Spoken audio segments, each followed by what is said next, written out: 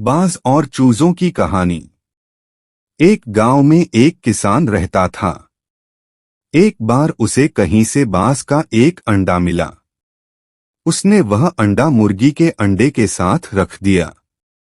मुर्गी उस अंडे को अन्य अंडों के साथ सेने लगी। कुछ दिनों में मुर्गी के अंडे में से चूजे निकल आए और बाज के अंडे में से बाज का बच्चा चूजों के साथ पलने लगा। वह चूजों के साथ खाता पीता खेलता इधर उधर फुदकता बड़ा होने लगा। चूजों के साथ रहते हुए उसे कभी एहसास ही नहीं हुआ कि वह चूजा नहीं बल्कि बाज है। वह खुद को चूजा ही समझता था और हर काम उन्हीं की तरह करता था। जब उड़ने की बारी आई तो अन्य चूजों की देखा देखी वह भी थोड़ी ही ऊंचाई तक उड़ा और फिर वापस जमीन पर आ गया। उसका भी ऊंचा उड़ने का मन करता, लेकिन जब वह सबको थोड़ी ही ऊंचाई तक उड़ता देखता तो वह भी उतनी ही ऊंचाई तक उड़ता। ज्यादा ऊंचा उड़ने की वह कोशिश ही नहीं करता था। एक दिन उसने ऊंचे आकाश में एक बाज को उड़ते हुए देखा। इतनी ऊंचाई पर उसने किसी पक्षी को पहली बार उड़ते हुए देखा था। उसे बड़ा अचरज हुआ। उसने चूजों से पूछा, वो कौन है भाई जो इतनी ऊंचाई पर उड़ रहा है? चूजे बोले, वो पक्षियों का राजा बाज है।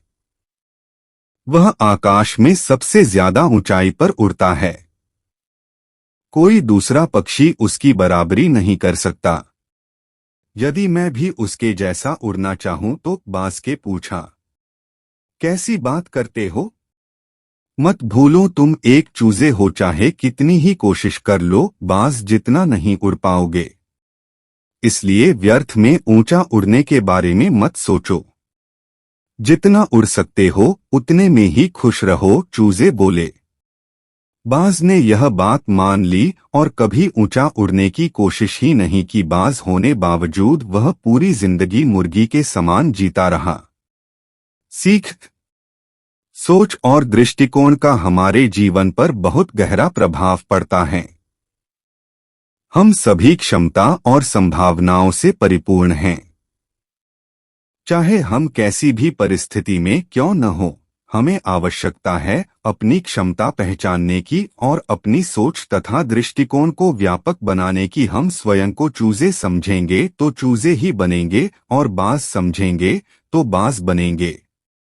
खुद को कम न समझें, अपनी क्षमता को सीमित न करें, बाज बने और जीवन में ऊंची उड़ान भरें।